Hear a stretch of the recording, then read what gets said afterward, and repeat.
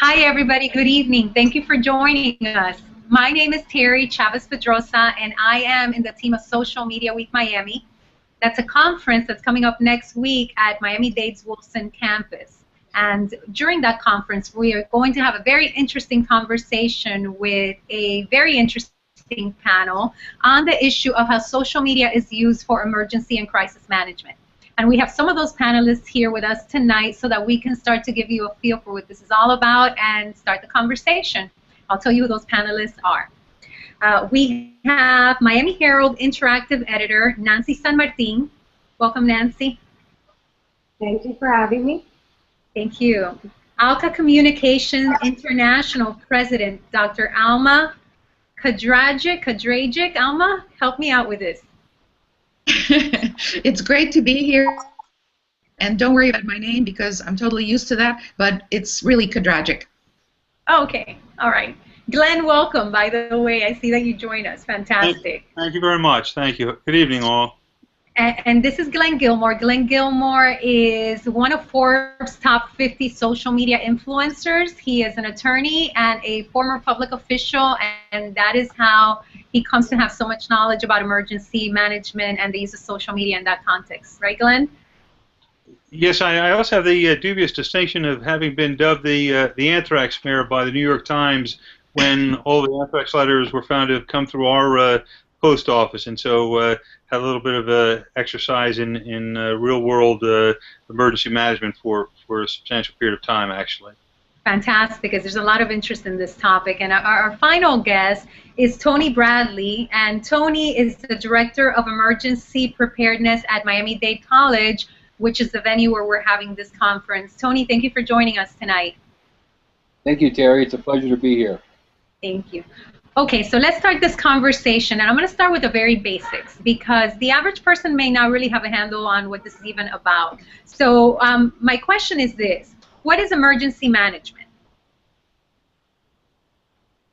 And anybody can take this. This is a conversation. Just jump in. Okay, I can take that one, I guess. I've been working in this field just over 30 years, and the names emergency management, crisis management, disaster preparedness, they're all kind of interchangeable. The way I view it is emergency management are those initial actions that you take at the start of any type of event. A good example, if there's a fire, the fire department shows up, they put water on the flames, that is emergency management. The difference between that and crisis management is the overall umbrella from start to end, to include the actual response, the recovery efforts, the media campaigns, so on and so forth. So emergency management is a small piece underneath crisis management. And within that, you also... Go ahead, Glenn. I just wanted to add, I think Tony does a nice job of making the point that when we think of emergency management, we have to think in a broad perspective that includes even emergency preparedness, because hopefully before you get to the crisis, before you get to the emergency, you've already done that preparation for all the great what-ifs so that as best you can, you've prepared for the unthinkable. Okay, and we're going to talk about we're not only talking about emergency tonight in the context of a natural emergency, but we're also going to look at the crisis component. And Alma, that's what I'd like you to speak about. Can you tell us a little bit about crisis management more in the public relations arena? What's that all about?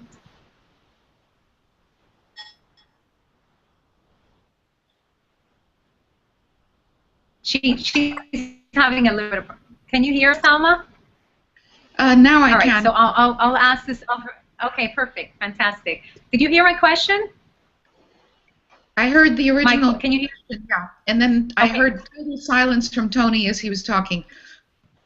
Okay, so my question was for you to tell us a little bit about what crisis management in the PR context as opposed to the environmental context is all about. Sure. A crisis can be anything, and obviously, most of my colleagues are used to dealing specifically with the weather crises or with as Tony mentioned, fire or things of that sort. But there are also companies have crises all the time. We can go to a really big one, which I think we all remember from a few years ago, the BP oil spill, for example. More recently, and this was, in some ways, interestingly enough, it was downplayed because of which airline it was. But poor Malaysia Airlines had two horrible events happen to it very, very recently. I mean, one, the disappearance of a plane, and the other, the shooting down of a plane. And had that been an American or a West European or any of these countries with well-developed public relations and image management, branding sort of operations, there would have been a whole lot of crisis management. There would have been much more said, of course, because both the Malaysians and earlier BP, which should have known better, did a really bad job in talking to people and so on. The wonderful thing, I mean, companies have been dealing with crises for years and even centuries, but the social media, as we know, makes everything so much faster. So it makes it faster for everybody from one side to respond. So it makes it much, much faster for the people who are saying, well, why did you do this? How could you do this? Why did this happen? How were you negligent, et cetera, et cetera. All of that is much faster too. So the responses from the PR side are more difficult. You can accomplish much more quickly, but you also have to be very, very vigilant and look out for all those negatives which are going to show up. So from the PR perspective, you're trying to control judgment, right? You're trying to control the way other people are interpreting the situation. From the emergency management, you're actually trying to restore or ensure order. Would that be a fair synopsis? Teresita, I think in all circumstances it's important in a crisis to be as transparent about the crisis as possible. And Alma raised a great example, which was the example of BP. Nobody has more resources than a company like BP, and yet it did an abysmal job during a real world crisis of being transparent, of being as best they could providing information as the crisis progressed, and as a consequence, their brand took a beating, and their trust took a beating from a company that I think enjoyed an incredible brand stature because of their inability to be transparent and to provide information as they had it. They really damaged not only our environment, but damaged their brand as well significantly because of poor crisis management from the perspective of being transparent. I think it's a mistake to try and manage as opposed to share as much information as possible. In this day and age, I think that's critical. So, Tony, are you going to add something? No, Yeah, I'm just going to add that it's a very good point that Glenn makes, is to separate the information that you need to put out to the individuals of what do I need to do now to avert that emergency, versus the overall crisis management of this is what's going on, keeping the public informed, things like that. At the college, we use two separate systems. We have a mass notification system that is targeted, that will send out Twitter, Facebook, email, text messages to the individual's home and cell phone with a message saying, there's a hazmat spill or there's a flood coming or stuff like that. And then we go back and use email, Twitter, and Facebook to give that extra information of the context of what's happening overall. Let's talk about social media for a moment and how it relates to emergency and crisis management. When did social media, or how does social media come to play what seems to be an important role in the management of crisis and emergencies? Teresita, please go ahead. I first came aware of it, started using it more and more. Really, as we talked about before the session, was during Hurricane Sandy. It's always been a known problem post large-scale disaster that the phone lines go down or the cell towers go down. If you watched the news during Hurricane Sandy. At the peak of the storm, there was about 20 million tweets that were being sent out to the general public about what was going on, even though the cell service was taken out and was not in use. And so the bandwidth usage of a tweet or other social media platforms is so small that you get so much more information out than it is a voice call or something like that. So that's when I think I started looking at it more and more, was post-Hurricane Sandy, about the usage of how I could spread that information and get the word out to our general population. Which again, at the college we have 160,000 plus students that we have to keep track of and keep informed about all the current events.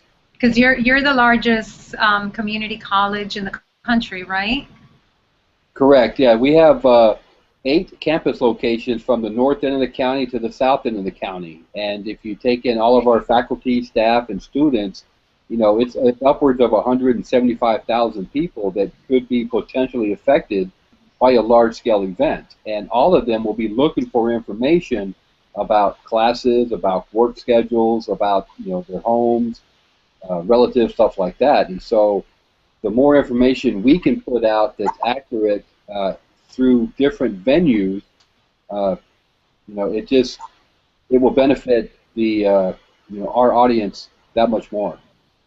And Glenn, you were going to say something? Yeah, I was going to mention is Tony certainly points to a great example. Hurricane Sandy is a great example of where social media was really tapped in an effective way.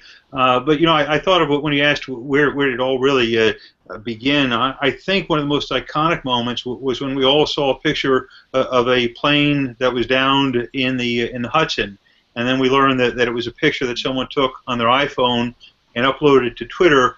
And I think there was a great epiphany at that moment with that picture that in a crisis, nobody beats the mass journalism that social media has tapped into. And then there, I think, came with that a realization that in a crisis, social media can provide incredible real-life, real-time information to crisis managers about what's happening on the scene of a crisis, especially with phones that take pictures that are geotagged for their location. Okay, so looking at connectivity, so one of the reasons, obviously, this community has really turned to social media is because of connectivity. And Nancy, you told me something offline earlier about Haiti. Can you share that with everybody? Yeah, I was going to address also, going back to your question, is I think it became relevant when we all realized that this is how people are talking to each other. And I think those of us in the media and even in the business sector kind of were behind the curve for a while, because people were already talking to each other long before we realized that this was going to be a valuable tool for the collection and dissemination of information. We at the Miami Herald learned the value of it in real terms with the earthquake in Haiti in 2010. As you recall, that was a devastating natural disaster, and communication was completely out. We could not get any calls in. No one could get any calls out. And the way that we started to get information was through social media, from posts that people had sent out via Facebook and Twitter primarily, and from our own reporters who were able to text information. They were not able to talk to us on the cell phone, but they were able to send us text of what was happening on the ground. Basically, I sat there and gathered the texts as they were coming in, and that's how we were compiling the story. And then we also used it to put out requests for information from the public, and received a lot of information that way in the initial stages, as well as photos, eyewitness accounts, photos, etc. So for us, it really was the only thing we had to gather information at that moment. And it probably took a good 24 to 36 hours before we were able to get more than the basic information out of Haiti. So with that said, let me go back to Glenn and his point about how social media a lot of times is the only source that could get you information from inside the trenches. And tell us a little bit, Glenn, about why that's important. I mean, one of the examples might be, you know, to alert emergency management about what the situation looks like. Talk to us a little bit more about that. Sure. Also the Haiti example is an important one, and folks should understand, because there might be a misperception that, well, that's Haiti. We wouldn't have that sort of connectivity problem.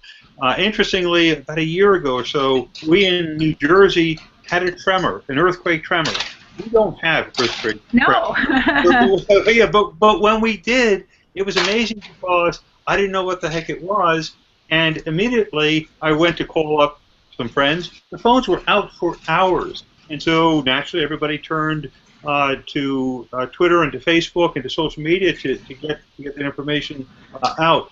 I should point out to our friends on Twitter, there is a hashtag SMEM for social media emergency management that they might want to take a look at. In fact, right before we started here, I sent out a tweet with that hashtag and the Social Media Week Miami hashtag of a blog post that I had done on 30 reasons to use social media during a real-world crisis. Because of that real-time connectivity, and as was just pointed out, you're going to find in a real-world crisis of magnitude, your telephone is likely not going to be able to make the sort of voice calls that Nancy had pointed out was a problem in Haiti. And we're all going to be texting, and we're all going to be turning to social media as really not just our best, but our only resource in certain instances of getting information out.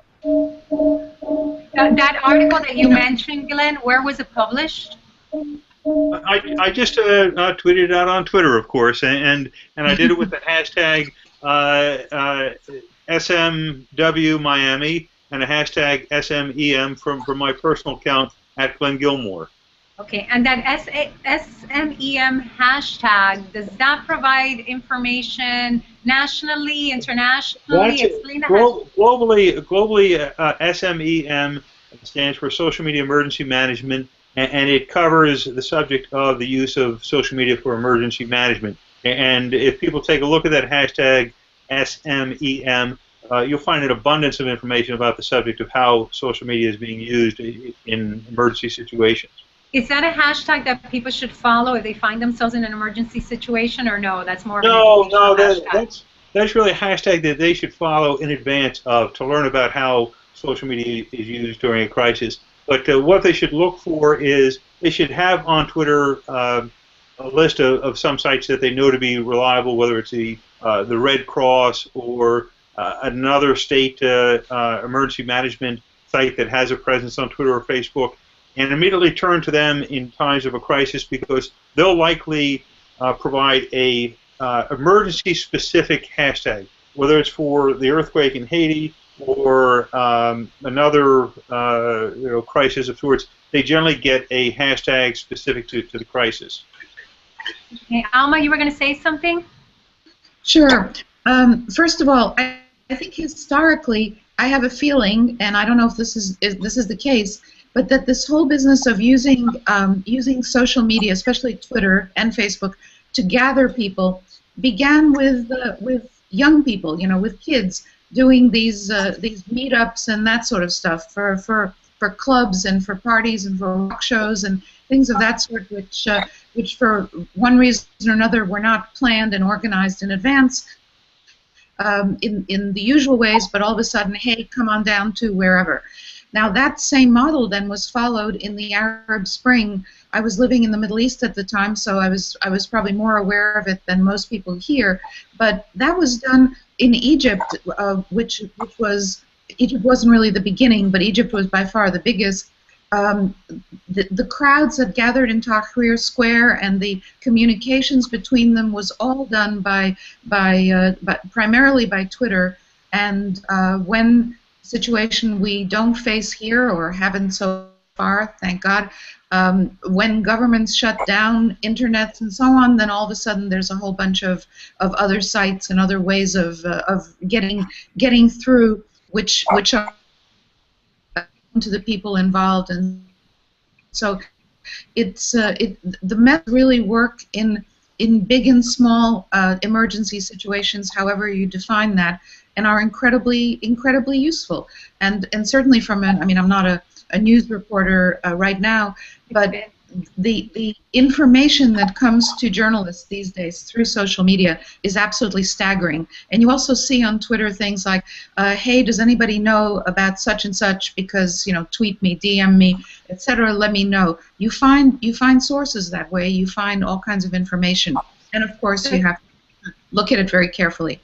So you have an impressive background in journalism, and what you're doing now is more of a PR nature. And I tweeted you the other day. Tweeted you. I'm not quite sure that's correct, but I did, and I attached a picture of Olivia Pope, who is, I don't know if any of you are familiar with it, but she's the lead character in a very successful show called Scandal, and it's all about crisis management. And I asked, how would Olivia Pope use social media in a crisis situation? So can you tell us a little bit about how somebody in public relations dealing more with reputational issues deal with or use social media?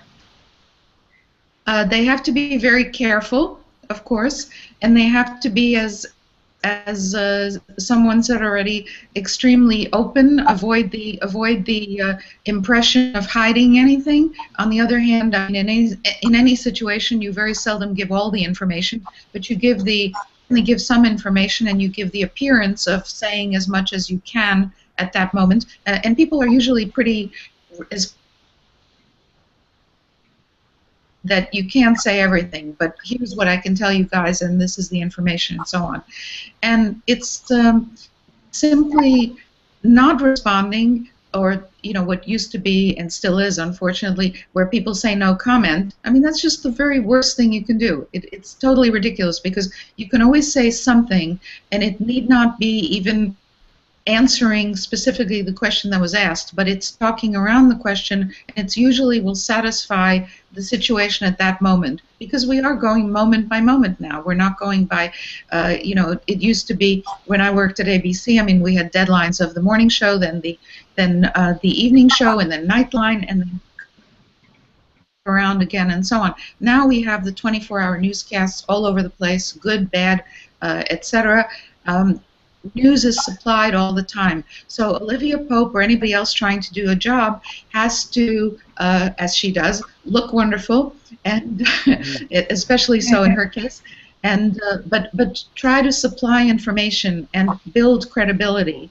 And as we know in all PR contexts, and certainly in all emergency management contexts, and as we saw with that CEO of BP, Tony, I don't even remember his last name anymore, when you lose your ability, when it's gone, that's it, you're gone. And he was gone a couple of months later. They had to fire him because he was, however great an expert he may have been in the business of BP, he was too big a liability for the brand. Right. Nancy, when you are following stories, you know, like what's going on right now with these NFL players, you know, hitting their girlfriends or wife, what social media outlets are you seeing that maybe their PR people are using? What do you think? Yeah, I think that for, in terms of news, Twitter is by far the most popular in terms of getting the message out quickly, or you know, setting the record straight or debunking something else. I mean, we monitor a lot of people on Twitter, and we get a lot of our news that way. It was funny, as I was listening to Alma speak, I was thinking that, you know, in a way, it's kind of our worst nightmare from the journalist perspective versus the PR perspective. Because now, before it used to be, in order to get the message out, they kind of had to go through us. And that's not the case anymore. They can send out their own message, and they can kind of think about what the message is before they send it out, as opposed to, you know, answering to a bunch of screaming reporters at a press conference. So things have definitely changed. That's not to say, though, that in social media platform, people still lose it. And if you monitor, a lot of times, a lot of verbal fights break out, or, you know, it gets down and dirty, and that's another, you know. That's the story in itself sometimes, right, Nancy? Exactly. Nancy, what else other than Twitter are you, when you're looking for stories like that, are you monitoring anything else other than Twitter? Yes, we do. In terms of the, going back to what our plan would be in a crisis situation, an emergency situation, our primary focus is to gather and disseminate. So that would mean putting up, in the interest of getting the information out, we might put up a cover it live on our website so that the information is coming in raw and people can see for themselves what's happening at the moment. We monitor Instagram, Vine, what else? Facebook, obviously, we've mentioned. But we have found that the quick hits platforms are the ones for breaking news that are most useful because they're immediate, and that's people's natural inclination is to send it out.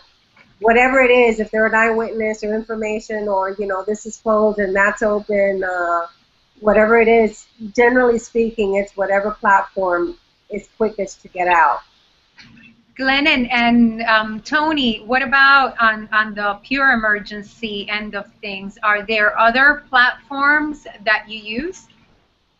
Like I say, actually, just to talk about what Nancy had mentioned, at Miami-Dade College, we actually have a full-time director of social media, and it's one person does nothing but Facebook, Twitter, all the other social media websites to kind of consolidate that single information. And so again, I think 5 or 10 years ago that's probably unheard of, but now it's a full-time position that that person and staff, that's all they do is to get that information out.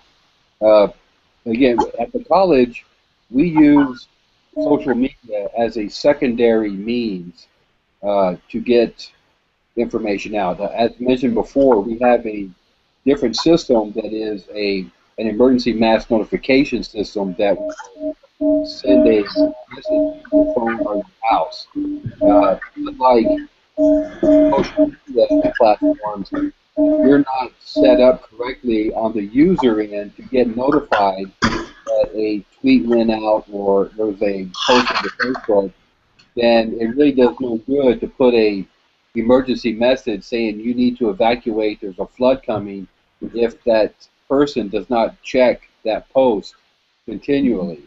So there are several sites that I monitor that I have flagged where if there's a tweet sent out or a message sent out or posted, I get a text message saying, this company or this group had just posted something. But from the end of trying to get the information out to everybody, I cannot rely that their system they're using is set up correctly that they get that word. So we use one platform for emergency notification and a separate platform for the secondary type of notification. Okay, and of course you have the advantage at Miami-Dade that you're serving a community that's identified to you. You're serving the students and the staff and the faculty, and you happen to have their emails and their phone numbers, and that wouldn't necessarily be the case for a public official, right, Glenn? Hopefully as a public official you're going to have certain key influencers you're going to want to reach out to in a crisis, whether it's a public relations crisis or a real-world crisis. And what Tony was describing is really a layering of social media sites to make sure that you're covering as many communities as possible. And I think oftentimes people overlook the importance of having a blog that allows them to provide some detailed information, and then taking that blog post and sharing it through a site like Twitter with some hashtags that they know they can target people. One of the pieces of advice I give brands, particularly in a crisis management perspective, is to build your tribe before you need it. Identify who your industry influencers are and have a relationship with them so that if a crisis arises, you can reach out to those influencers and suddenly tap into their communities. So folks have got to think about this as they would any part of their emergency crisis preparation plan and put some work into it. So Glenn, what about the average folk? You have great advice, you have great insight for the professionals, but for the average person, yeah, they'll check their Twitter account, but what should they know? I mean, is there a way to do social in emergency situations better?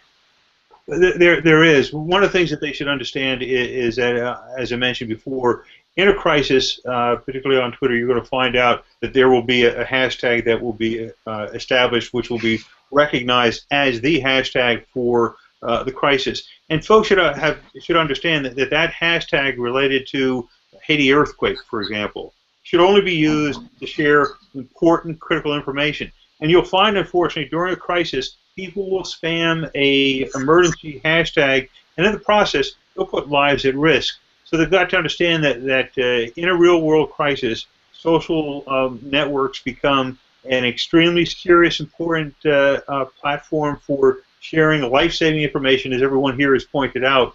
And so your average person can help by sharing photos that they might see, not spamming anyone, but if they think that they might be the only person that has access to information that might be critical to life-saving, they certainly should share that information, use a hashtag if they're aware of it, and early on in the crisis they should identify what that might be. But understand that they too can really become a lifesaver in a crisis if they're doing it responsibly. And of course, for those people that maybe are not too familiar with the way hashtags work, it's not only a search engine, but I think you're talking about it in the context of how it drowns out everything that's irrelevant. So if I want to find out what's going on with Haiti earthquake, and I put that hashtag, I should be able to just read things regarding the earthquake as opposed to what my friend is posting about her favorite movie or things like that, right? I had a news outlet call me during a crisis in Asia where there was a warning of a tsunami. A brand decided to take the hashtag that went along with that tsunami, that everyone was anticipating this, to say, these warnings are real, and by the way, if you want to stop by and get something to eat as you rush home, that was a major brand that did that, and it's shameful, and it puts lives at risk. And a public relations faux pas, right, Alma? Come on. Absolutely. That's being kind. That's being kind. If it had happened not in Asia, it probably would have been a huge story. You know, if it was around here or in Western Europe. Or a huge lawsuit if there were Both. implications. So Glenn, you're my attorney here. So I have a question for you. Any major legal considerations when it comes to using social for emergency or crisis management? Yes. Understand that the responsibilities that come with a crisis in real life come with a crisis when you enter the social media arena. The only difference is that it's amplified, which means this: if you're irresponsible, if you put lives at risk, if you shout fire in a movie theater, or if you shout something else that you know to be true or recklessly likely to be untrue, and people are hurt as a process, you certainly can and should be sued. And not only that, you could also expose yourself to criminal sanctions. So folks have got to understand that in a crisis, it's life-saving, serious business, and if they decide that it's a time to joke, they could find themselves facing criminal sanctions and civil lawsuits as well. Okay, so we're going to wrap it up. We already went through our half hour. One of the questions, or a couple of the questions that I didn't get to, that I definitely want to get to at the conference. I know that Nancy at the Miami Herald has shared with us that the Miami Herald has a social media emergency management plan for the next big one, which in South Florida means the next big hurricane. And in Miami, they follow their own plan as well. So we will get more specifics on that at Social Media Week Miami. If you want more information, and I hope you'll join us, please go to www.socialmediaweek.org/Miami/. Thank you, everyone. See you soon. Thank you. Thank you. Thank you. Thank you. Good night. Be Good safe, night. all.